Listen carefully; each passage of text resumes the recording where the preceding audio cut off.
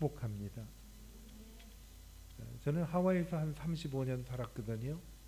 그런데 만나는 분들마다 저한테 그런 이야기를 해요. 와, 목사님 하와이 좋으시겠어요. 그러더라고요. 근데 사실 하와이는 좋은데 하와이에 사는 일은 그렇게 많이 좋은 것은 아니에요. 좋을 수는 있지만은, 왜냐하면 하와이라고 다른 곳하고 다른 삶을 사는 곳은 아니기 때문에 아침부터 일찍 일어나서 여전히 바쁘고 분주하게 지내고, 또 일 때문에 스트레스 받고 사람들하고의 관계 때문에 상처받고 힘든 일들이 하와이에서는 예외가 되는 곳은 아니에요. 똑같아요. 그래서 그곳에 오래 살다가 이제는 가운데 글자만 다른 하와이에서 하노이로 왔어요. 그래서 앞으로 하노이의 삶이 어떨지 대단히 기대가 됩니다. 하노이의 삶도 마찬가지죠. 여기도 여전히 바쁘고 그리고 긴장되는 생활의 연속이죠. 여러분은 어때요? 바쁘십니까? 내가 바쁘다 안 바쁘다를 진단하는 방법을 제가 알려드릴 테니까 거기에 해당하는지 한번 본인을 돌아보시면 됩니다. 항상 서두르면서 사시면 바쁜 분입니다. 항상 해야 할 일이 너무 많으면 바쁜 분이에요. 그리고 아프기 전에는 결코 쉬지 못하면 바쁜 거예요. 여러분은 어떠세요?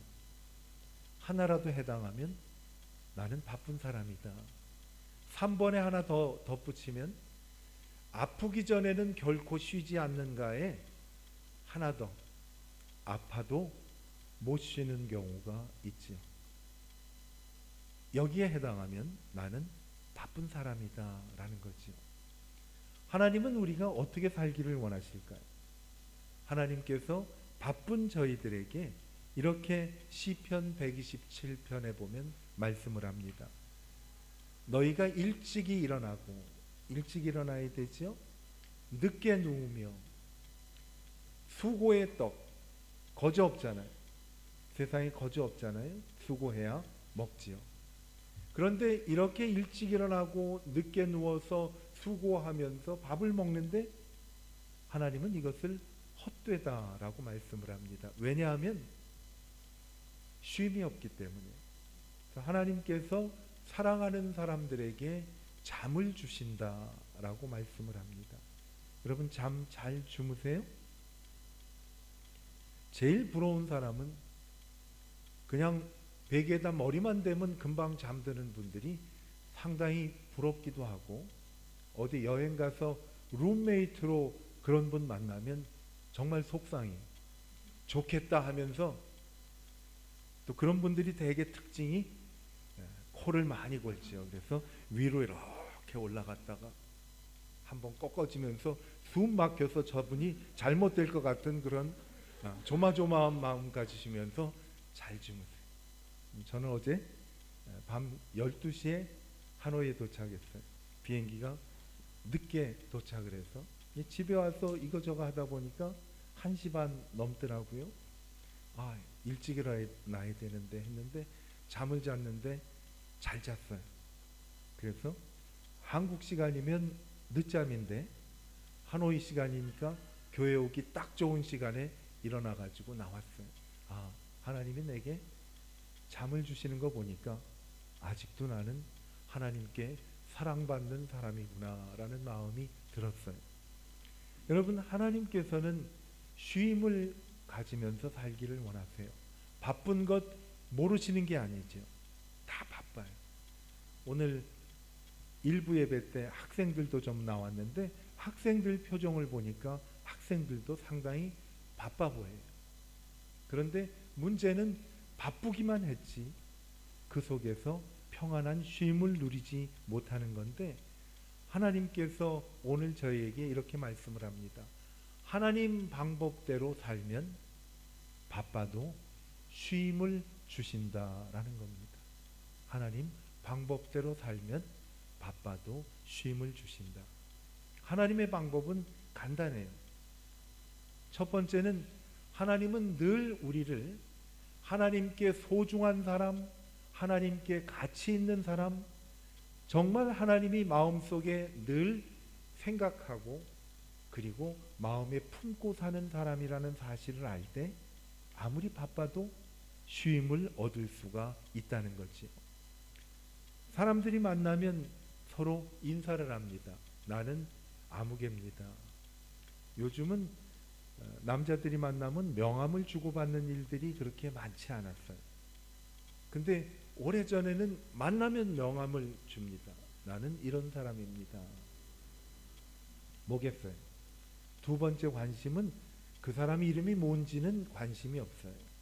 뭐 하는 사람인가가 관심이 모든 사람에게 집중되어 있어요. 뭐 하는 사람이지? 또 하나 더 붙이면 이 사람이 이 일을 하면서 얼마나 좋은 실적을 거둔 사람이지 하는 것이 세상 판단의 기준이지요. 그래서 이 사람이 내면에 어떤 장점을 가지고 있고 이 사람이 어떤 좋은 면을 갖고 있는가는 세상은 별로 관심이 없어요. 뭐 하는 사람이고 그 일을 얼마나 잘하는가에만 관심을 갖고 있는데 하나님은 어떻게 우리를 보고 계실까요? 하나님은 내가 뭐 하는 사람이든 그리고 그 일을 얼마나 잘하는 건지는 하나님께는 별로 관심이 없고 하나님은 저희들을 어떻게 여기시는가 하면 한 사람 한 사람을 내가 만든 피조물 중에 첫 열매라고 야고보서 1장에서는 말씀하고 있어요. 첫 열매는 뭐겠어요? 가장 소중하다는 내용이지요. 하나님은 나를 하나님이 만드신 피조물 중에 첫 열매로 여기신다는 얘기. 왜 나 같은 사람을 하나님은 그렇게 첫 열매라고 말씀을 하실까? 간단해요. 하나님이 나를 만드셨기 때문에 소중한 거예요. 세상에 비슷한 사람은 있어도 똑같은 사람은 없어요. 같은 부모 밑에서 난 자식이라도 똑같은 자식은 없고 심지어 쌍둥이가 태어나도 모양이 다르더라고요. 다른 점이 있어요. 다 다르게 만드셨기 때문에 하나님은 한 사람 한 사람이 너무 소중한 거예요. 하나님의 방법으로 쉼을 얻는다는 것은 뭔가 하면 하나님께 나아가서 하나님께 내가 정말 가치 있는 사람이라는 사실을 아는 거지요. 쉽게 말하면 하나님이 나를 좋아하시는 거예요. 하나님이 나를 좋아하시고 내가 나를 좋아하면요, 사실은 다른 사람이 나를 어떻게 생각하는 건가는 별로 중요하지가 않는 거예요. 근데 늘 우리의 관심은 뭔가 하면 다른 사람들이 나를 어떻게 생각하는가가 관심사예요. 여러분 옷을 입을 때 가장 편한 옷을 어디에서 입으시세요? 집에서 입어요. 그렇죠? 헐렁한 거. 저도 그 옷이 제일 편해요. 근데 나올 때는 뭘 입고 오셨어요? 내가 편한 대로 입는 사람은 그렇게 많지가 않아. 다른 사람 잘 보이게 하려고 나도 오늘 한번 넥타이 매봤어. 넥타이 매보면서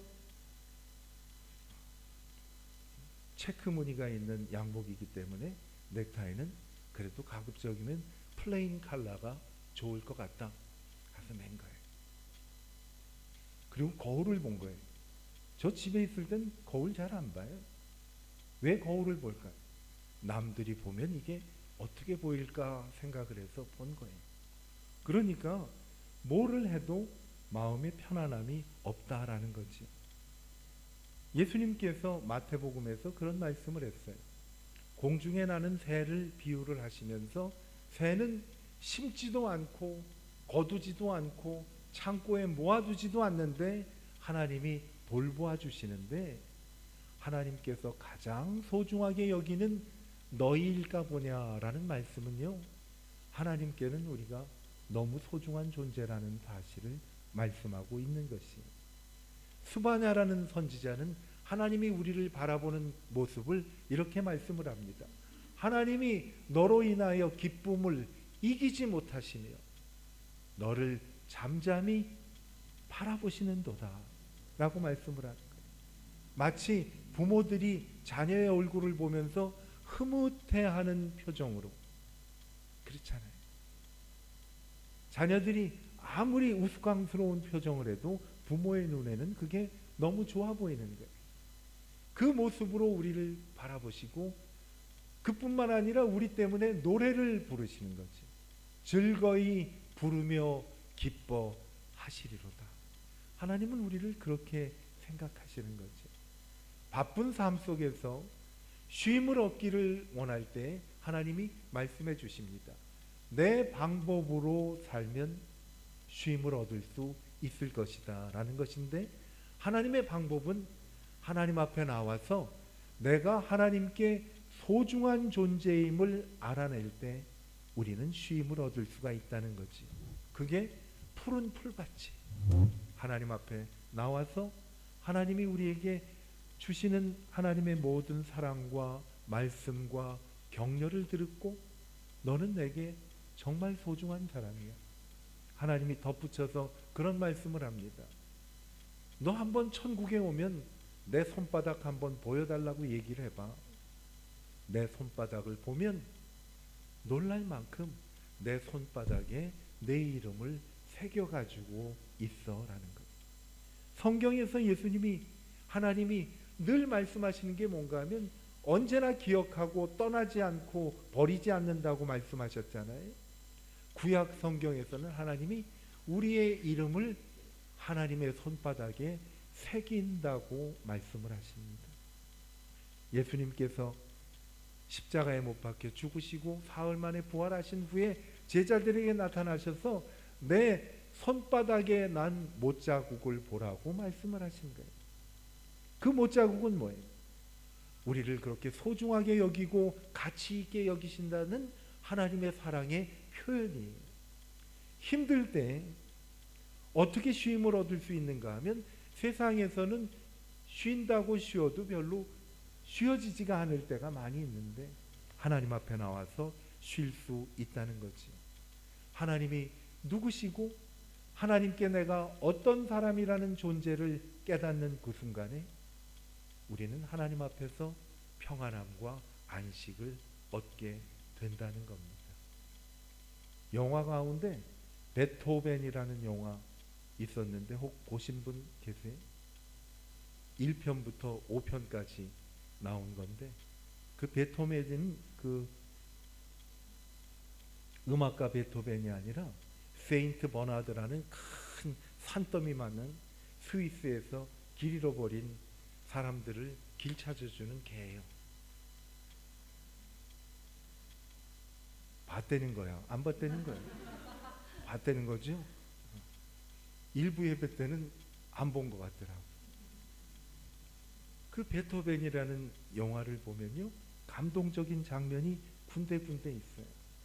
그 베토벤은 강아지를 갖고 와가지고 이름을 지을 때 뭐라고 할까 그랬더니 강아지 이름으로 베토벤을 지은 거예요. 아마 그 이후로도 베토벤이란 강아지는 그렇게 많지는 않을 것 같아요. 베토벤이 살고 있는 집에 10대 소녀가 살고 있었어요. 그 학교에 인기 있는 오빠가 있었어요. 한 2살 정도 되는 오빠가 있었는데 모두들 그 오빠하고 좀 친해지고 싶어서 다가갔는데 너무 인기가 좋아서 오빠하고 말할 기회도 없었어요. 베토벤 집에 사는 그 소녀도 오빠를 너무 좋아한 거예요. 그런데 어느 날 베토벤을 끌고 나갔는데 오빠가 길 저편에서 내게 뚜벅뚜벅 걸어오고 있는 거예요. 이걸 못 본 척하고 집에 가야 되나? 만나야 되나? 그런 적 없었어요, 여러분? 너무 좋아하는 사람이 있으면 숨고 그랬잖아요. 그렇죠? 그리고 집에 와가지고 바보 내가 왜 이랬을까? 그런 적도 없어요? 많죠? 근데 이 소녀는 당당하게 개를 끌고 오빠 앞에 갔어요. 그래서 오빠하고 같이 그 공원 벤치에 앉아서 도란도란 몇 분 이야기를 하다가 오빠가 이제 가자, 그리고 학교에서 보자, 그리고 헤어지는 거예요. 그러면서 너 개가 참 좋은 개를 갖고 있구나 라고 얘기하면서 가려고 했는데, 그 소녀 이름을 내가 아직도 기억을 못 하겠는데, 예를 들어서 뭐 낸시라고 얘기를 하면 그 모든 소녀들이 가슴 설레이면서 생각하는 그 오빠가 가면서 낸시 학교에서 보자 그러고 간 거예요. 이 낸시는요 예스 그러더라고. 거기서 왜 그랬겠어요? 오빠 knows my name, 오빠가 내 이름을 안다라는 거예요. 그래갖고 낸시는 구름 위에 뜬 기분이었죠. 뭐 오빠가 내 이름을 아니까. 여러분, 오빠가 내 이름을 알아도 그렇게 펄쩍 뛰는데, 하나님이 내 이름을 기억하시고 손바닥에 새겨주셨다는 것은, 이거는 우리에게 큰 축복이에요. 하나님께서 오늘 저희들에게 말씀해 주세요. 바쁜 것 잘 알아요. 그런데 바쁜 상태로 살기를 원하지 않으시는 하나님이 내게 와서 쉼을 얻으라고 말씀해 주십니다. 그 쉼은요, 오늘 말씀에 나온 대로 푸른 풀밭으로 하나님께서 우리를 이끌어 주세요.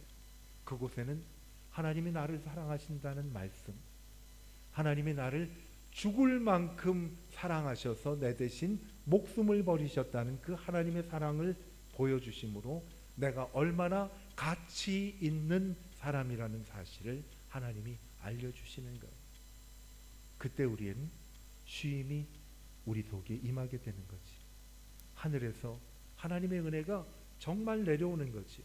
물가에 있는 그 물은 하나님이 저희에게 부어주시는 생수와도 같은 것이, 그것은 우리 속에 넘치면요, 우리 안에 강처럼 넘쳐나고 우리는 기쁨으로 가득하게 되기 때문에 아무리 힘들어도 기쁨이 가득하게 될 것입니다. 여러분, 아무런 변화가 없어도 하나님 앞에 나와 하나님이 주시는 양식과 생수를 마시면 현재 안에서 감사하며 즐길 수가 있다는 거지. 저는 목회하면서 죽음을 앞두고 계신 성도들하고 대화하고 함께 시간을 보낼 기회가 많이 있었어요. 하나같이 죽음을 앞두고 있는 분들이, 목사님, 내가 돈을 좀 더 벌었었어야 되는데 그게 후회가 돼요 하시는 분은 하나도 없더라고요. 내가 좀 더 높은 자리에 올랐어야 됐는데 그걸 못하는 것이 정말 안타깝네요 하시는 말씀은 하는 분이 한 분도 계시지 않았어요. 공통적으로 뭐라고 말씀을 하는가 하면, 하나님께서 내가 기회를 주신다면 내가 그동안 함께 하지 못했던 사랑하는 사람들하고 좀 더 많은 시간을 보낼 수 있었으면 좋겠어요 라는 그런 고백을 하더라고요. 여러분, 우리의 삶이 그래요. 여러분, 내 주위에 있는 사랑하는 사람은 아무리 바쁘고 힘들어도 내 곁에 늘 계시지 않아요? 그렇죠? 그리고 내가 하나님의 이름으로 선한 일을 할 수 있는 기회는요, 바빠도 할 수 있는 것이지요. 그런데 이것을 깨닫고 실천하기 위해서는 바쁜 생활 그대로 해서는 우리에게 생각나게 하지 않으신다는 것이, 그러기 위해서 하나님이 우리에게 방법을 주셨는데, 그 방법이 푸른 풀밭에 누이시고 우리를 눕혀주시고 쉴만한 물가로 인도하시는도다. 여러분, 양 누워서 벌렁 잠자는 거 보신 분 계세요? 양은 서서 자고 서서 모든 걸 다 하는데, 눕힌다는 얘기는 안 눕는 거를 강제로 눕힌다는 얘기지. 여러분, 아파도 못 쉴 때가 있잖아요. 그런데 가끔 우리가 쉬지를 않으면 하나님이 강제로 우리를 눕히실 때가 있다는 거예요. 그 전에 하나님은 우리에게 말씀하시는 거지. 내게 오면 쉼을 얻을 수 있고, 내게 오면 지금 충분히 이 상태로도 할 수 있는 일을 하게 함으로 기쁘고 그리고 즐거운 삶을 살 수 있게 할 것이다 라고 말씀해 주시는 거예요. 그게 쉼이에요. 이 쉼을 알 수 있게 하는 것이 우리는 영적인 재조정이라고 얘기를 하는데 어렵죠. 나도 이게 왜 이 얘기를 하는지 모르겠어. 영적인 재조정인데 이것을 우리가 하는 말로 번역을 하면 예배예요. 예배. 예배를 드리면 그 순간 우리가 하나님께서 주시는 푸른 풀밭으로 갈 수가 있고 하나님이 주시는 그 물가에서 물을 마실 수가 있다는 거지. 모든 본래 상태로 회복시켜 주시는 은혜가 예배를 통해서 임하게 되는 거지. 하독규라는 목사님이 지은 찬양 시와 같은 일반 노래인데 풍경이라는 노래가 있어요.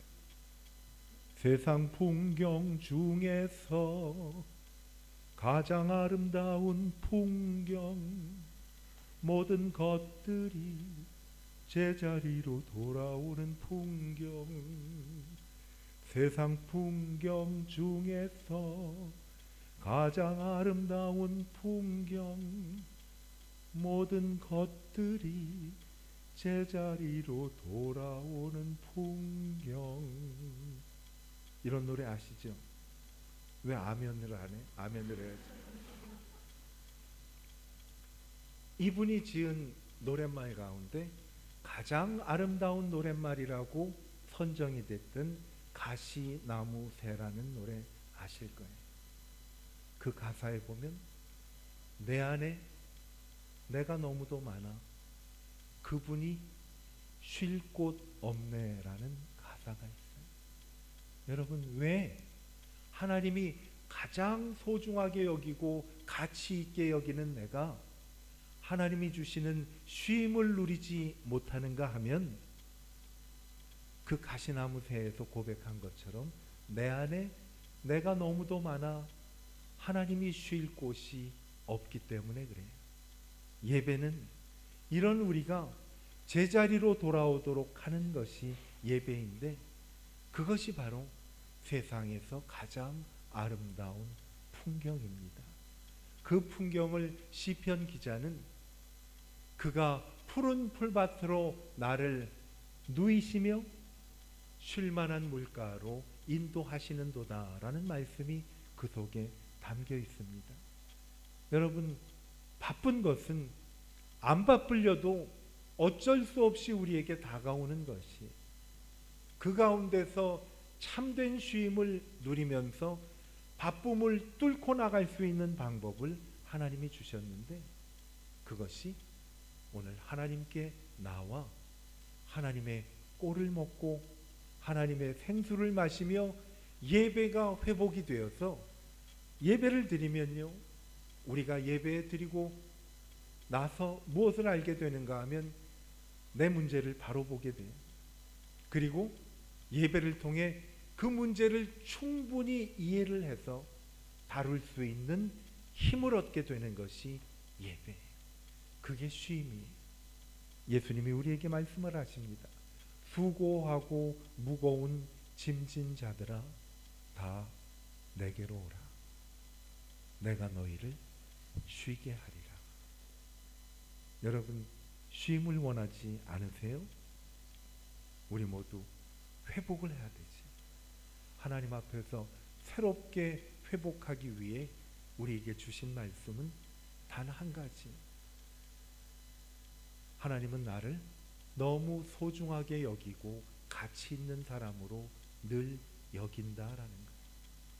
세상에 누가 나를 뭐라고 해도 하나님 앞에 나가면요, 네가 제일이야.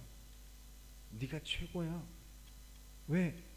내가 널 최고로 만들었기 때문에 네가 제일이야. 이 말씀을 하나님 앞에서 들으면요, 쉼을 얻을 수가 있어요. 이 세상 모두 나를 몰라줘도 나를 알아주시는 하나님 아버지, 그 하나님 아버지는 세상 모든 것을 다스리시는 하나님이시죠. 지극히 높은 곳에 계신 하나님께서 인간 나라를 다스리시는 것이 성경에 우리에게 나타난 진리예요. 그분이 너는 내게 소중해. 예? 너 내 손바닥 한번 보련? 네 이름 여기 새겨져 있잖아. 그걸 보고 힘을 얻는 것이 예배입니다. 이 예배를 통해 하나님 앞에 새 힘을 얻는 우리 모두가 되기를 축복합니다. 기도하겠습니다.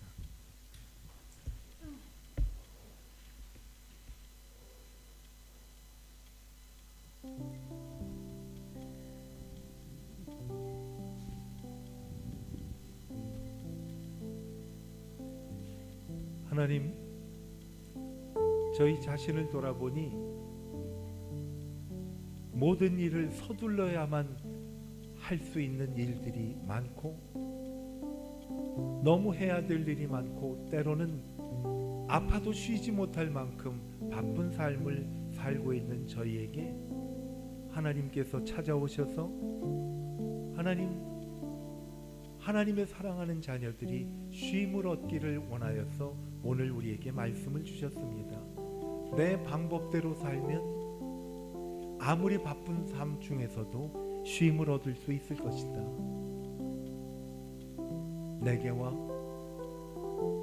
푸른 풀밭에서 주시는 하나님의 꼴과 차고 넘치는 하나님의 생수를 마시며 쉼을 얻기를 원하시는 하나님 앞에 나와 하나님의 음성을 듣고 내가 하나님께 얼마나 소중한 사람이고 귀한 존재인지를 깨달아 쉼을 얻기를 하나님께서 원하고 계십니다. 하나님 앞에 기도할 때 이렇게 한번 기도할까요?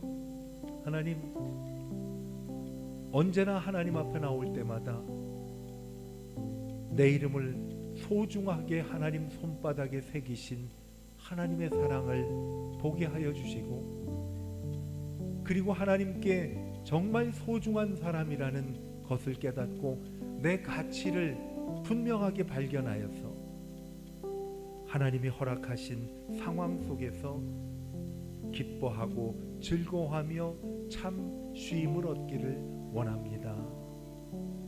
우리 이 시간 하나님 앞에 잠시 기도했으면 좋겠습니다.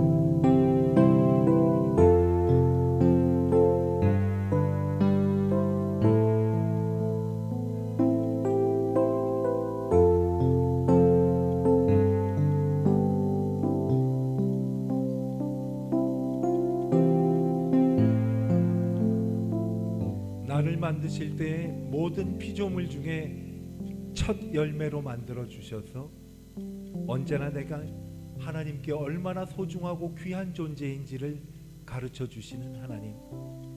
하나님 앞에 나아갈 때마다 하나님 손바닥에 제 이름 새긴 것을 보여주시며 너는 정말 소중한 사람이야, 내게 귀한 존재야 라고 말씀해 주시는 그 하나님의 음성을 듣고 새 힘을 얻어 바쁘고 힘든 삶 가운데서도 주님이 주시는 그 쉼을 얻고, 하나님이 주시는 푸른 풀밭에서 주시는 하나님의 말씀, 하나님께서 주시는 쉴만한 물가에서 주시는 하나님의 생수를 마시고 언제나 주님 앞에서 새 힘 얻고 바쁨을 이기며 힘들고 모든 사람들이 무엇을 하는지 어떤 실적을 냈는지를 보며 판단하는 이 시대에도 여전히 하나님께서는 나를 소중히 여기시는 귀한 존재임을 깨달아 쉼을 얻기를 원하시는 하나님의 자녀들 위해 이 시간 하나님께서 품어주시고 안아주셔서 너는 내게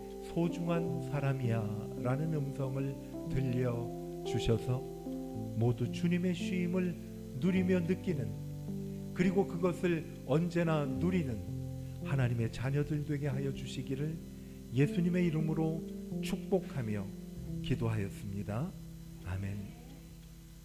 다 같이 일어나셔서 마지막 찬양을 드리겠습니다.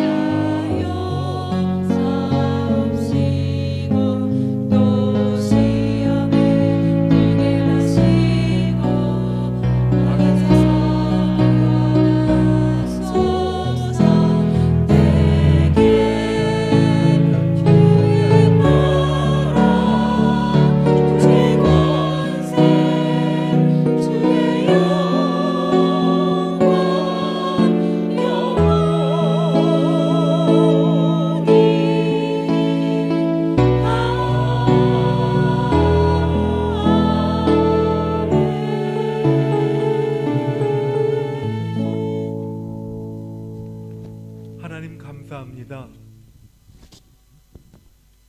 저희들에게 때를 따라 푸른 풀밭으로 이끌어 주시고 쉴만한 물가로 인도하여 주셔서 그곳에 갈 때마다 내가 하나님께 얼마나 소중한 존재인지, 얼마나 중요한 가치가 있는 사람인지를 보여주시는 말씀으로 새 힘을 얻게 하심을 감사합니다.